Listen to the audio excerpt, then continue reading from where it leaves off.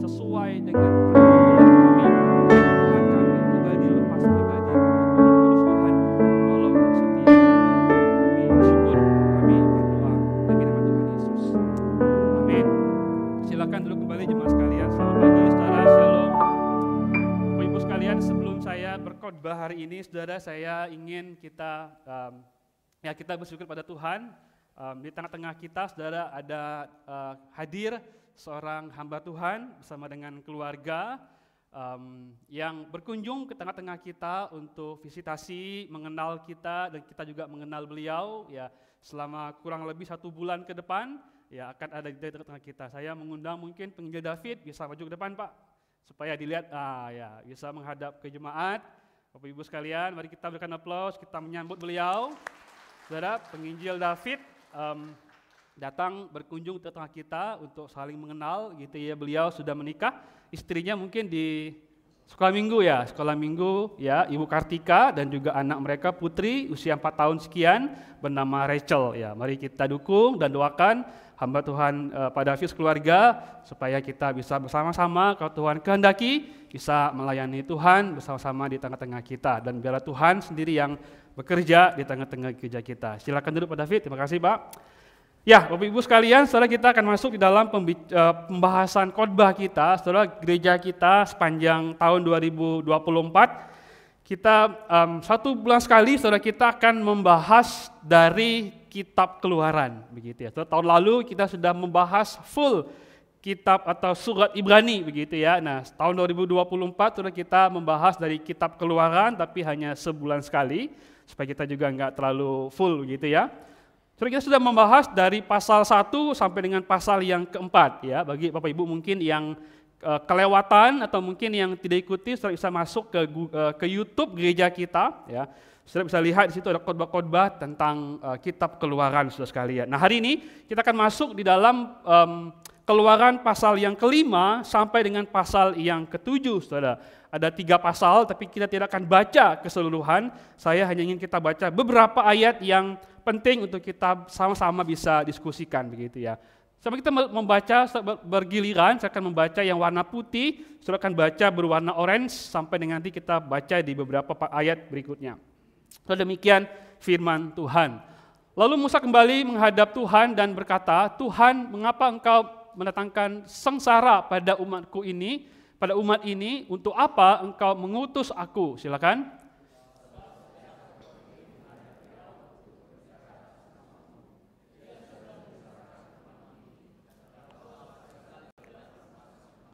Tetapi Tuhan berfirman kepada Musa, sekarang engkau akan melihat apa yang akan kulakukan kepada Firaun, sebab dengan paksaan tangan yang kuat ia akan membiarkan mereka pergi.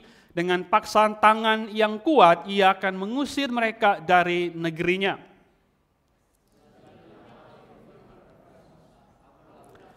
Aku telah menampakkan diri kepada Abraham, Ishak dan Yakub sebagai Allah yang Maha Kuasa, tetapi dengan nama Tuhan aku belum menyatakan diri.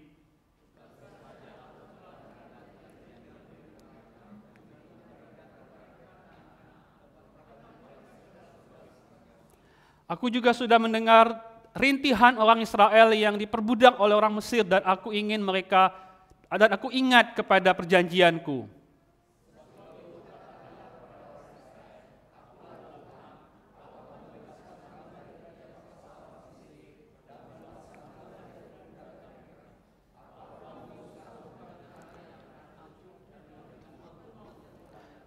Aku akan mengangkat kamu menjadi umatku dan aku akan menjadi Allahmu, supaya kamu mengetahui bahwa akulah Tuhan Allahmu yang membebaskan kamu dari kerja paksa orang Mesir.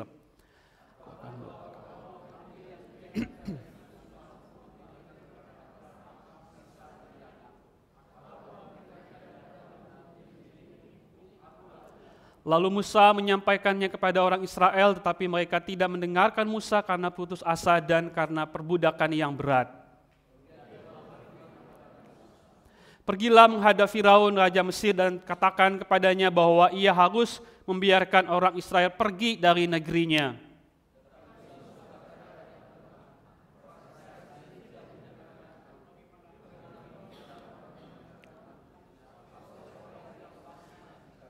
Demikianlah Tuhan telah berfirman kepada Musa dan Harun serta menyuruh mereka kepada orang Israel dan kepada Firaun raja Mesir supaya Israel dibawa keluar dari Mesir.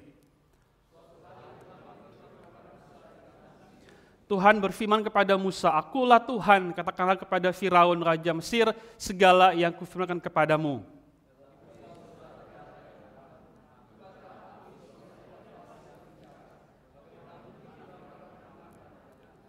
Pasal yang ke-7, berfirmanlah Tuhan kepada Musa, "Lihat, aku menjadikan engkau seperti Allah bagi Firaun, dan Harun abangmu itu akan menjadi nabi, akan menjadi seperti nabimu."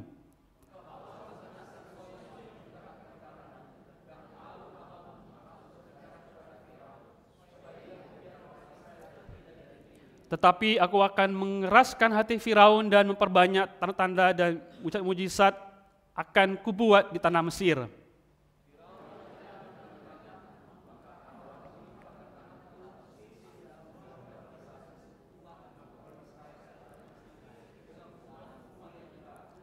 Orang Mesir akan mengetahui bahwa akulah Tuhan ketika aku mengacungkan tanganku terhadap Mesir dan membawa orang Israel keluar dari antara mereka.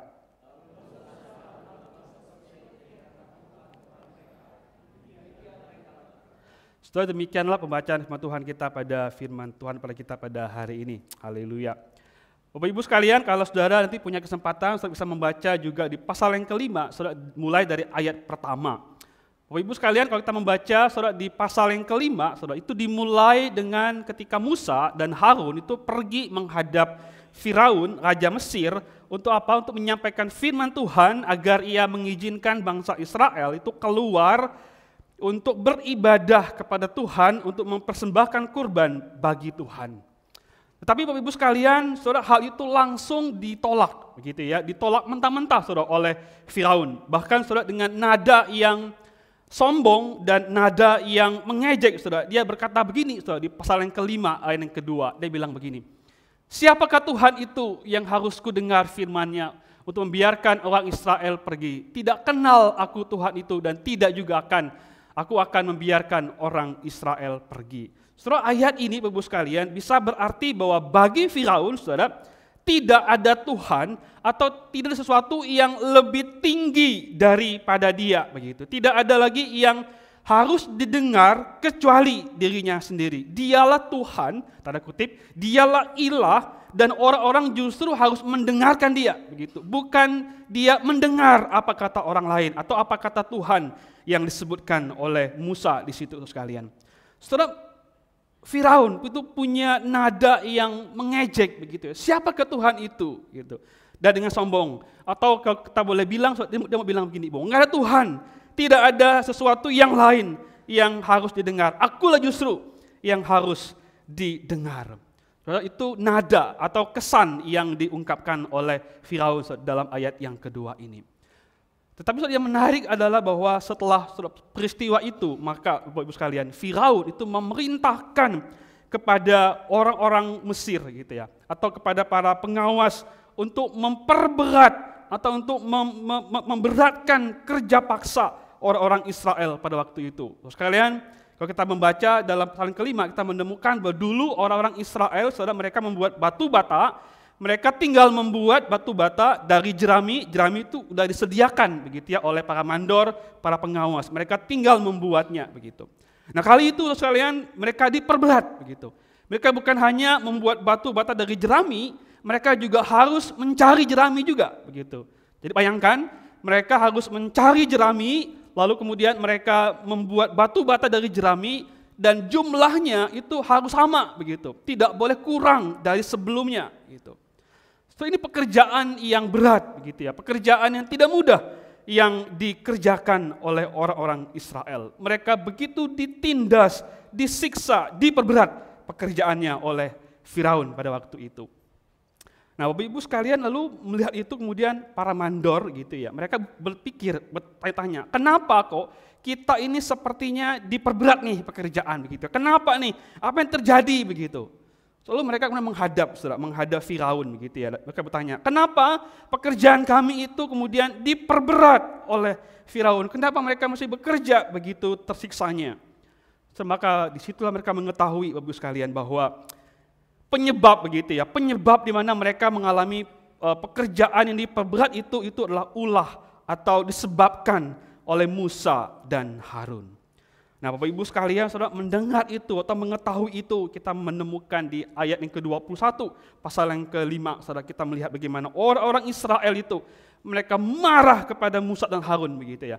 Mereka bahkan mengutuki mereka, marah kepada Harun dan Musa, saudara. Mereka bilang gini, Bapak Ibu sekalian, Musa dan Harun itu seperti memberi pedang kepada mereka. Untuk apa? Untuk menghabisi daripada mereka itu. Saudara, kalau kita melihat begitu ya, respon daripada orang Israel, saudara agak menarik begitu. Kenapa? Karena gini, saudara, alih-alih mereka kemudian bersyukur atau mereka senang atau mereka sukacita karena Tuhan itu akan membebaskan mereka dari perbudakan di Mesir melalui Musa dan Harun gitu ya. Alih-alih mereka mensupport, mereka senang, mereka bahagia, saudara, mereka justru marah kepada Musa dan Harun.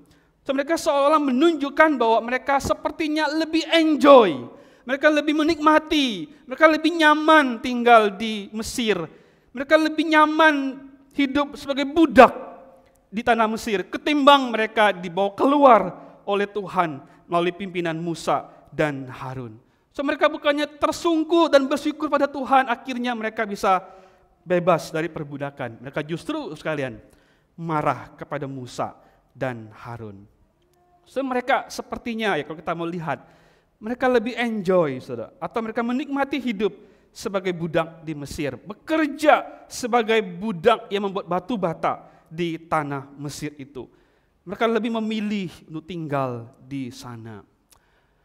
Bapak Ibu sekalian, kalau kita melihat lebih lanjut, Bapak Ibu sekalian, ketika kemudian dikatakan bahwa orang-orang Israel ini mereka itu enjoy atau mereka sepertinya menikmati bekerja menjadi budak di tanah Mesir itu. Saudara, kata bekerja atau pekerjaan saudara, yang digunakan di ayat 5 atau di ayat yang ke-9 dan 11 saudara, di pasal 5 saudara, menggunakan kata yang kita mungkin saudara pernah mendengar, itu kata aboda begitu ya. Kata aboda itu artinya bekerja atau pekerjaan begitu. Lalu saudara, dari akar kata yang sama aboda itu juga muncul kata namanya abod yang berarti hamba atau budak begitu. Saudara, waktu Israel disebut bahwa mereka adalah hamba atau pelay atau budak daripada Firaun, itu menggunakan kata abod. Gitu. Ketika mereka bekerja membuat batu bata sebagai budak, itu mereka sedang abodah, begitu ya, kira-kira begitu. Mereka bekerja, mereka berabodah, tanda kutip, dan juga mereka abod atau budak daripada Firaun. Tetapi itu yang membuat ini lebih menarik adalah begini, Bapak sekalian. Terus kata abodah yang di sini berarti bekerja atau abod yang berarti budak sekalian. So di dalam kitab Keluaran mengandung arti yang berbeda begitu. Saudara. Kata abodah yang bekerja di pasal yang kelima ini, kalau kita baca di pasal yang keempat ayat 33, saudara, kita menemukan bahwa di situ kata abodah itu diterjemahkan dengan kata beribadah begitu atau worship. So artinya bahwa ketika kemudian Allah mengatakan kepada bangsa Israel, biarkanlah anakku pergi supaya mereka beribadah kepadaku. Kata ibadah itu menggunakan kata abodah begitu. Saudara, sederhananya saya mau katakan begini, saudara, bahwa kata abodah, bekerja dan beribadah, saudara, itu menggunakan akar kata yang sama begitu. Sama-sama abodah, bekerja dan beribadah, saudara. Soalnya mungkin kita pernah mendengar ada orang mengatakan bahwa bekerja itu juga adalah ibadah gitu karena punya akar kata yang sama. Saudara, waktu itu diaplikasikan saudara, ke dalam kehidupan orang-orang Israel, saudara. Maka kita bisa bilang begini, saudara. Orang-orang Israel yang waktu itu mereka sedang bekerja kepada Firaun sebagai budak, ya. So mereka sebenarnya bukan hanya sekedar bekerja begitu, bukan hanya sekedar mereka budak daripada si Firaun, saudara. Lebih lanjut lagi atau lebih jauh lagi, saudara. Mereka bisa dikatakan mereka bukannya bekerja, tetapi mereka juga beribadah kepada Firaun. Mereka menyembah daripada Firaun itu. So, bayangkan ya, Israel, umat Allah, saudara. Mereka beribadah, mereka menyembah, bekerja kepada Firaun. So, perhatikan waktu Tuhan kemudian bilang begini kepada bangsa Israel, ketika Tuhan itu ingin membawa mereka keluar dari Mesir, saudara, dan dari perbudakan melalui Harun dan Musa, saudara, mereka justru menolak, bukan? Mereka menolak untuk dibawa keluar dari Mesir untuk beribadah kepada Allah. Mereka lebih enjoy hidup sebagai budak, bekerja, beribadah, menyembah kepada Firaun daripada beribadah, menyembah kepada Allah yang adalah pemilik kehidupan mereka. So, itulah kondisi kehidupan orang-orang Israel dalam perikop yang tadi kita baca. Saudara, mereka itu adalah budak yang bekerja dan menyembah kepada Raja Mesir dan Firaun. Saudara, pertanyaan begini kepada kita, saudara. Saudara melihat itu, saudara, melihat apa yang terjadi dengan orang-orang Israel yang bukannya senang karena akan dibebaskan, tapi justru mereka marah-marah kepada Harun dan Musa. Saudara, apa yang menjadi respon Tuhan begitu? Saudara, apakah Tuhan bilang, ya sudah, kalau kamu nggak mau, silakan. Ya sudah, kalau kamu tetap ingin di Mesir, hidup sebagai budak, yang bekerja membuat batu bata kepada Firaun, yang menyembah kepada Firaun, oke, kalau kamu merasa bahwa ini kamu suka, silakan gitu. Saudara, apakah Tuhan begitu, saudara? Tuhan tidak seperti itu, begitu ya. Kita melihat bahwa Tuhan tidak berbuat seperti demikian. Bahkan ketika Musa sendiri, saudara, dia sebetulnya kecewa pada Tuhan, begitu. Dia mengeluh kepada Tuhan. Dia bilang, Tuhan, kenapa Engkau justru membuat bangsa ini semakin tersiksa? Kenapa Tuhan juga pakai saya atau Musa yang tidak fasih bicara itu? Mengapa Tuhan sepertinya tidak melepaskan mereka yang tertindas oleh karena kerja paksa itu? Setelah apakah Tuhan membiarkan Musa dan orang-orang Israel itu seperti begitu? Apakah Tuhan berbuat seperti itu? Jawabannya tidak. Semenarik apa yang menjadi respon Tuhan kepada bangsa Israel sekalian. Ada dua hal yang saya mau kita renungkan, Bapak Ibu, yang menjadi respon Tuhan terhadap situasi bangsa Israel pada waktu itu. So, yang pertama, saudara sekalian, di tengah-tengah kondisi yang seperti itu, Tuhan itu mengingat akan janjinya kepada nenek moyang Israel untuk memberikan kepada mereka tanah Kanaan. Saudara, Tuhan itu tidak membiarkan orang-orang Israel atau umat Israel terus-menerus tinggal, hidup, diperbudak di tanah Mesir. Tuhan ingat kepada janjinya, dia akan memberikan kepada mereka tanah Kanaan. Saudara, waktu Tuhan bilang bahwa dia ingat akan janjinya, saudara, bukan berarti bahwa Tuhan itu pernah lupa, gitu ya. Bukan berarti bahwa Tuhan itu lupa dalam waktu yang lama, lalu kali itu ketika dia lihat orang-orang Israel tertindas, oh dia ingat lagi janjinya, begitu. So, bukan begitu maksud Tuhan mengingat janjinya, saudara. Tetapi ketika Tuhan bilang bahwa dia mengingat janjinya, saudara, ini menunjukkan bahwa Allah justru tidak pernah lupa terhadap apa yang dia pernah janjikan kepada umat Israel. Ini menunjukkan bahwa betapa Allah itu mengingat dan setia kepada janji yang pernah dia katakan kepada orang-orang Israel, yaitu memberikan kepada mereka tanah Kanaan itu. Semenarik kalau kita coba lihat ya. Di tengah orang Israel itu sepertinya mereka berpikir di sinilah tempat saya nih gitu. Mesirlah tempat di mana kita menikmatilah hidup sebagai budak, sebagai hamba dan beribadah kepada Firaun itu. Tapi Tuhan bilang bukan Mesir tempat yang Tuhan janjikan, bukan di situ tempatnya, tetapi Kanaan yang menjadi tempat di mana engkau harusnya bekerja, harusnya beribadah, dan kepada Allah lah engkau harusnya beribadah. Tuhan ingat bahwa bukan Mesir tempatnya, tapi Kanaan lah tempat itu.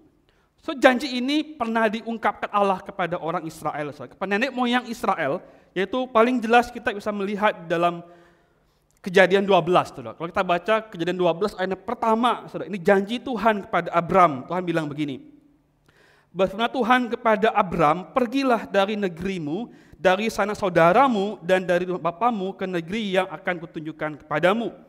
Saudara, perjanjian ini, Bapak Ibu sekalian, kemudian dan diteguhkan kepada keturunan-keturunan Abram seperti Ishak dan Yakub dan nenek moyang Israel lainnya. Saudara, waktu kita membaca kisah Abraham ketika dia dipanggil, saudara, oleh Tuhan dari negeri ayahnya. So, sebetulnya Abraham itu bukan hanya dipanggil dari satu lokasi di mana dia bersama ayahnya, lalu ke sebuah negeri yang Tuhan janjikan kepada dia. Saudara, bukan cuma sekedar itu. Tetapi ketika Tuhan itu memanggil Abraham, saudara sekalian, mengindikasikan atau bermaksud bahwa Allah itu memanggil Abraham dari tempat di mana ayahnya atau keluarganya itu bukanlah orang beribadah kepada Allah Yahweh gitu. Setelah ayahnya Abraham itu bukan penyembah Allah Yahweh, tapi dia menyembah kepada ilah-ilah lain, Allah-Allah lain. Dia bekerja kepada ilah lain, dia menyembah kepada ilah-ilah lain. Ketika Abraham dipanggil keluar, saudara, ini berarti bahwa Abraham dipanggil dari tempat ilah lain, ibadat di tempat yang lain, menjadi budak ilah itu begitu, kepada tempat yang Allah janjikan kepada Abraham. Saudara, melalui anugerah Allah, Allah panggil Abraham dari tempat itu, dari rumah ayahnya, dari dewa-dewa ayahnya, dari agama-agama mereka, keyakinan mereka kepada tanah yang Tuhan janjikan kepada dia untuk dia beribadah kepada Allah. Demikian juga waktu Musa itu dipanggil Allah untuk membawa Israel keluar dari Mesir, supaya mereka juga beribadah kepada Allah. Mereka bekerja di tanah perjanjian, yaitu Kanaan. Setelah Allah mengingat akan perjanjiannya bahwa bangsa Israel, dia akan memberikan kepada mereka tanah Kanaan, tanah di mana mereka bisa bekerja bagi Allah. Mereka menyembah Allah di situ dan mereka hidup bagi Allah. Saudara, dari apa yang saya mau kita renungkan Bapak Ibu sekalian dari bagian ini, saudara, kita melihat betapa Tuhan itu penuh dengan anugerah kepada umatnya begitu. Saudara, apakah ada dalam diri orang-orang Israel itu atau kualifikasi yang mereka miliki yang menjadikan Tuhan itu tertarik untuk membuat mereka keluar dari Mesir begitu? Saudara, apakah ada perbuatan baik? Apakah ada kehidupan moral? Apakah ada ketaatan, kesalehan orang Israel di Mesir itu yang membuat Allah tertarik untuk membawa mereka keluar dari Mesir? So, jawabannya tidak ada begitu. So, mereka alih-alih mereka taat pada Tuhan, mereka alih-alih mereka setia pada Tuhan, mereka justru, saudara, marah ketika Tuhan ingin menyelamatkan mereka dari Mesir. So, secara logika tidak ada kualifikasi apapun dalam diri orang Israel yang membuat Allah itu tertarik membawa mereka keluar dari perbudakan di Mesir itu. Kalau bukan anugerah Allah, saudara, nggak mungkin itu. Saudara, bahkan kalau saudara mungkin pernah baca, saudara, Keluaran di bagian awal ya, di pasal pertama Bapak Ibu sekalian.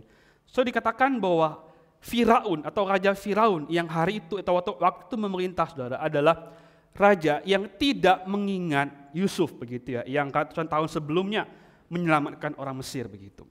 Saudara, hal itu mengindikasikan mereka bukan saja tidak ingat kepada Yusuf, tetapi juga mereka tidak mengingat Allahnya Yusuf yang membawa Yusuf ke Mesir untuk menyelamatkan Mesir dari kelaparan yang hebat itu. Saudara, Firaun itu tidak ingat siapa Yusuf, siapa Allahnya Yusuf begitu. Saudara, ada penafsir mengatakan bahwa bukan hanya Firaun, tetapi bahkan seluruh orang Israel pada waktu itu, mereka pun juga tidak mengingat Yusuf yang pernah menyelamatkan mereka dari kelaparan. Tidak mengingat Allahnya Yusuf yang setia menjaga, memelihara mereka sekalian. Saudara, orang Israel waktu itu sama sekali tidak ada kualifikasi layak untuk diselamatkan oleh Tuhan, dibebaskan dari perbudakan di Mesir. Sama dengan Abraham. Saudara, Abraham juga begitu.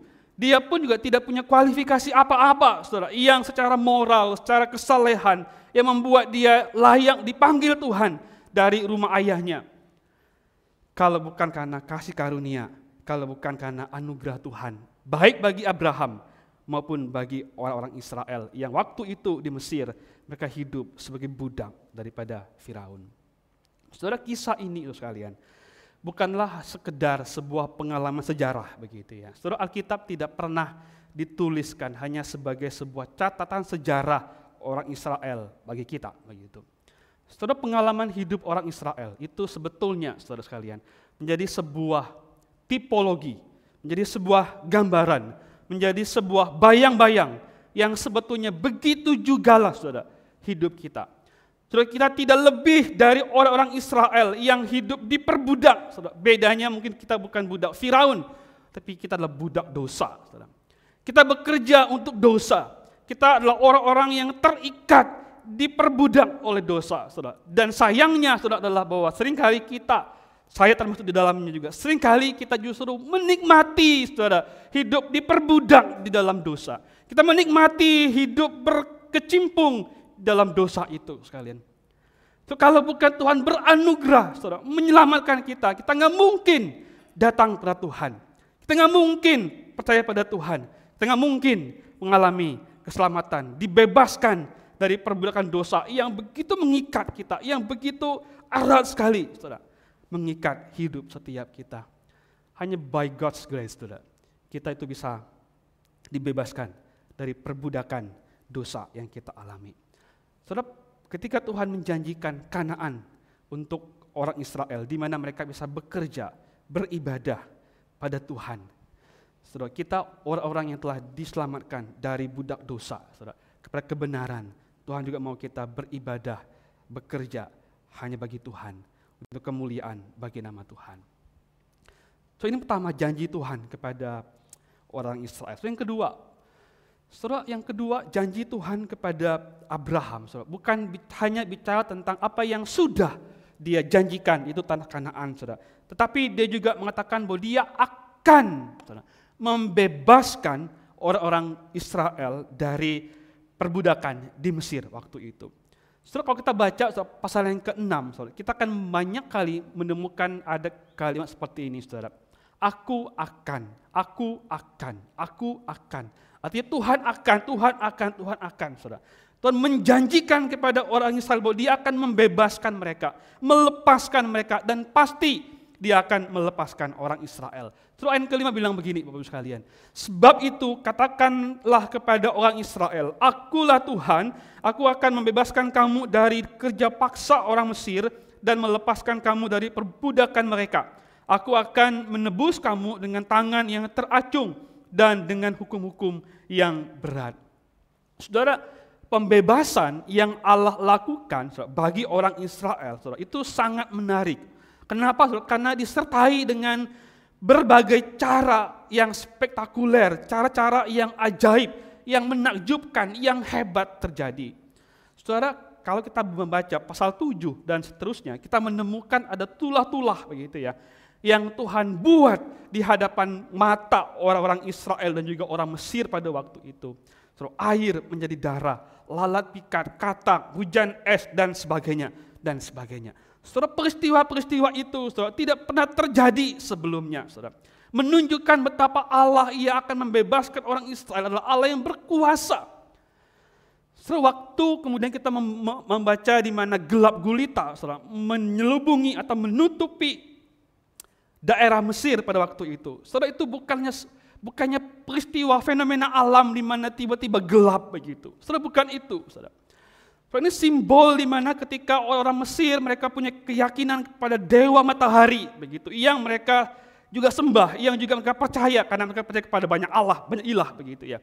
So, waktu Tuhan menggelap gulitakan daerah itu ingin menunjukkan bahwa Allah berkuasa daripada dewa-dewa yang orang-orang Mesir itu percayai. Dia lebih tinggi daripada apa yang mereka percayai itu. Sudah banyak kali kita melihat peristiwa-peristiwa Allah itu buat untuk membebaskan orang Israel keluar dari perbudakan di Mesir. Tetapi itu yang menarik buat saya, Bapak-Ibu sekalian, sebelum masuk ke tulah-tulah begitu. Saudara, ada satu hal yang menarik. Saudara, ayat yang pertama, saudara, di pasal yang ke-7, saudara, bilang begini. Berfirman Tuhan kepada Musa, lihat, aku menjadikan engkau seperti Allah bagi Firaun, dan Harun abangmu itu akan menjadi seperti nabimu.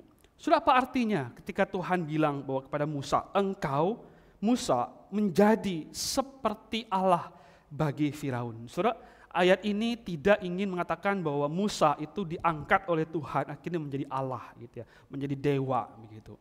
Saya bukan itu, bukan artinya Musa itu diubahkan Tuhan menjadi Allah gitu, menjadi God gitu.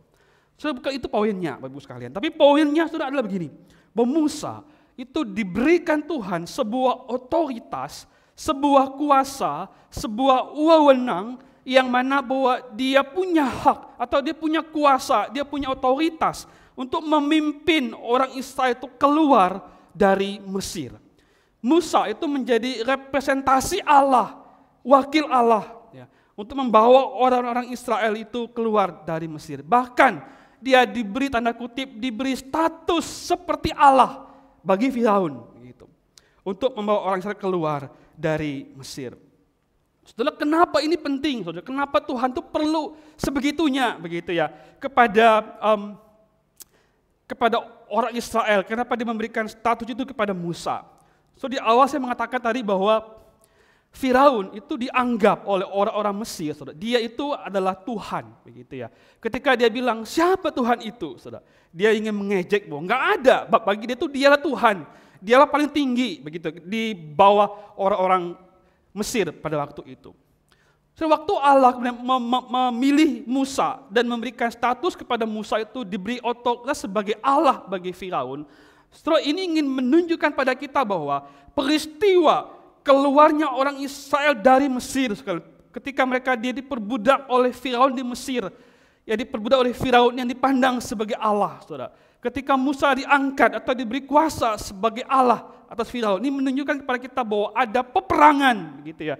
Ada satu semacam peperangan yang besar gitu antara Firaun yang dianggap sebagai Tuhan dan Musa yang dipandang sebagai yang diberikan kuasa sebagai Allah begitu. Ada peperangan di antara keduanya itu sekalian sehingga orang Israel itu bisa keluar dari Mesir.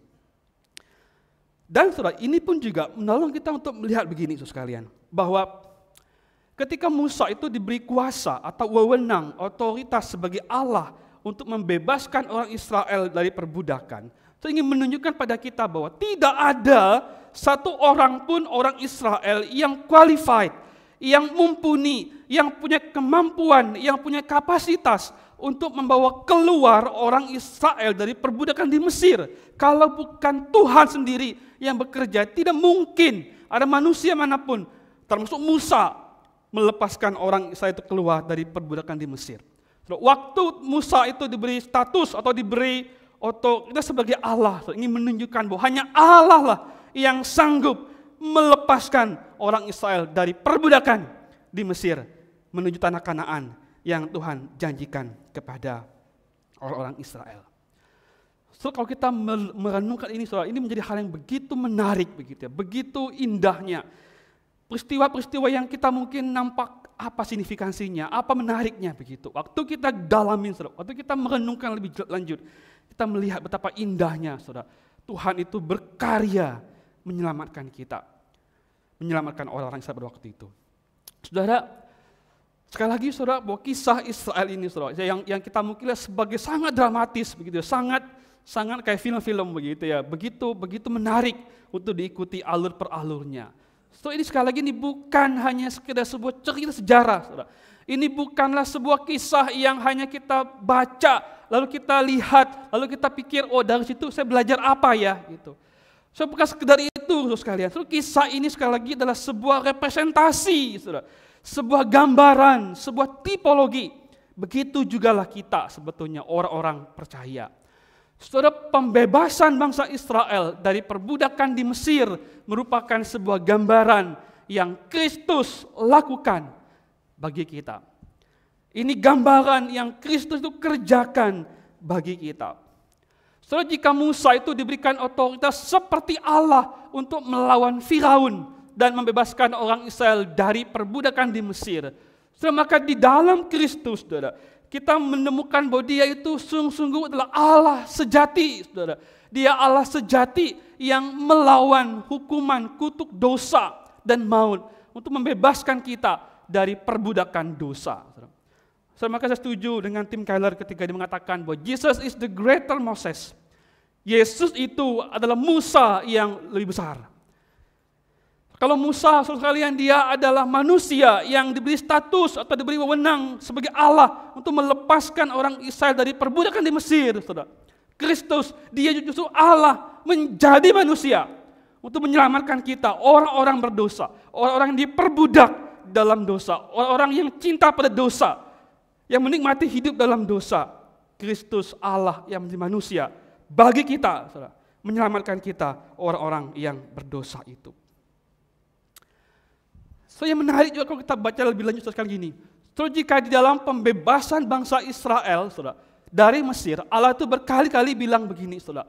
Aku mengacungkan tanganku terhadap Mesir dan membawa orang Israel keluar dari antara mereka. Saudara, tangan teracung itu sekali simbol, saudara, perlawanan, simbol keperkasaan, simbol kekuatan, simbol keberanian, saudara. Ketika Allah mengacungkan tangannya, artinya Allah melawan Mesir, membebaskan orang Israel dari perbudakan di Mesir. Tetapi saudara sekalian, dalam Kristus kita justru melihat gambaran tangan Allah bukanlah tangan yang teracung, yang kelihatan perkasa, yang kelihatan powerful sekalian. Tapi dalam Kristus justru tangan itu terpaku, saudara. Bagi setiap kita begitu. So, tangan Allah, saudara, yang kelihatannya lemah, terpaku. Tangan Kristus terpaku itu nampaknya lemah, tidak berdaya sekalian. Tapi itulah cara Allah menyelamatkan setiap kita. So, Allah tidak mengacu ke tangannya tanda perlawanan, tapi dia menyerahkan dirinya untuk dipaku di kayu salib untuk menyelamatkan kita. Saudara, di dalam Kristus, saudara, status kita bukan lagi budak-budak dosa, melainkan hamba kebenaran. Saudara, Rasul Paulus dengan banyak kali bicara dalam surat Roma, dia katakan bahwa kita ini bukan lagi budak dosa, tapi kita hamba daripada kebenaran. Saudara sekalian, sebagai orang-orang yang telah ditebus oleh Tuhan, dibebaskan dari perbudakan dosa, saudara, harusnya kita lebih mengasihi Allah daripada mengasihi dosa. Saudara, kita memang masih struggling dengan dosa, tapi kita tidak lagi terus-menerus hidup di dalam dosa. Saudara, dalam Kristus itu kita dimampukan untuk bekerja dan beribadah kepada Allah. Seluruh pekerjaan dan penyembahan kita, saudara, harusnya kepada Allah. Saudara, kalau dulu kita budak dosa, saudara, maka pekerjaan kita, penyembahan kita itu berbuah atau kepada hal-hal yang sifatnya dosa, atau kepada diri kita sendiri sekalian. Tapi di dalam Kristus, orang-orang yang telah ditebus oleh darah yang mahal, dengan tangan yang terpaku di kayu salib, saudara, harusnya pekerjaan kita, hidup kita, saudara, penyembahan kita itu hanya tertuju kepada Kristus saja. Saudara, itu sebabnya karena Kristus, saudara, penyembahan kita, pekerjaan kita, saudara, adalah bagi Kristus dan kemuliaannya, bukan untuk kemuliaan diri kita atau hal-hal yang lain. Saudara sekalian, dalam Kristus, janji akan Kanaan sejati, saudara, yaitu langit dan bumi yang baru. Saudara, bukan sesuatu yang kita dapatkan dengan usaha dan perbuatan kita, melainkan karena pemberian Allah bagi kita. Terus kalian, kalau kita merenungkan, saudara sekalian, tentang Kanaan yang dijanjikan Tuhan kepada orang-orang Israel, saudara, apakah Kanaan yang Tuhan maksudkan itu adalah Kanaan yang mungkin hari ini di Palestina begitu, yang mungkin waktu itu mereka duduki pada waktu Yosua gitu. Saudara, apakah Kanaan yang Tuhan maksudkan itu adalah Kanaan yang dimana Yosua itu memimpin mereka masuk ke sana sekalian? Apakah hanya itu begitu? Saudara, mungkin secara geografis, saudara, itu betul Kanaan yang Tuhan maksudkan. Tapi Tuhan tidak pernah hanya bicara tentang geografis, saudara, tapi Tuhan bicara tentang konsep teologisnya. Atau lebih tepatnya Tuhan bicara tentang konsep eskatologisnya, begitu. Satu akhir zaman sekalian. Kanaan itu, sekalian, bukan bicara mengenai tempat seperti yang orang-orang Israel pada waktu itu gambarkan begitu. Tetapi saudara, Kanaan ini bicara tentang di mana kita nanti, saudara, betul-betul bisa beribadah dan bekerja bagi Allah. Saudara, saya katakan bahwa orang Israel ketika mereka ditebus dari perbudakan di Mesir, mereka bekerja, beribadah, menjadi budak. Waktu mereka ditebus oleh Tuhan, Tuhan mau supaya mereka bekerja dan beribadah kepada Allah yang menebus mereka di Kanaan yang permai itu, saudara sekalian. Dan kita sudah hari ini, saudara, kita yang hidup di zaman ini sekalian, kita pun juga hidup di dalam penantian akan Kanaan, gitu ya, Kanaan eskatologis yang Tuhan janjikan pada kita.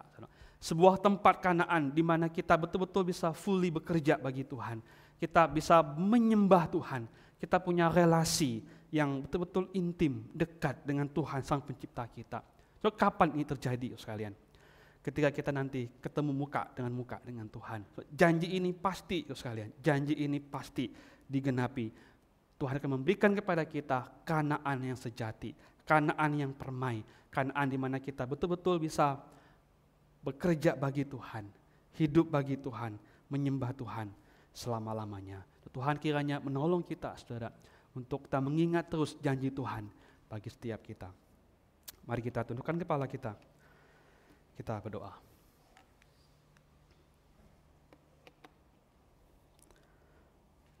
Tuhan, kami sekali lagi datang kepadamu ya Tuhan, memohon pengampunan daripada Tuhan. Kalau kami seringkali lupa Tuhan akan janji-Mu yang indah dan mulia itu Tuhan, yaitu satu tempat di mana kami akan bersama-sama dengan Engkau untuk selama-lamanya ya Tuhan. Bekerja bagi Engkau, beribadah kepada Engkau, bersekutu dengan Engkau ya Tuhan, sampai selama-lamanya. Tuhan, terima kasih untuk apa yang kami boleh renungkan pagi hari ini ya Tuhan. Mohon Roh Kudus kiranya memetraikan itu dalam hati kami Tuhan, pribadi lepas pribadi, sebagai orang-orang yang telah menerima janji Tuhan, orang-orang yang telah ditebus oleh Tuhan, orang-orang yang telah mengalami anugerah demi anugerah dalam Kristus. Terpuji nama-Mu ya Tuhan, dengan doa kami. Demi Kristus yang sudah membebaskan kami dari perbudakan dosa, kami bersyukur, kami berdoa.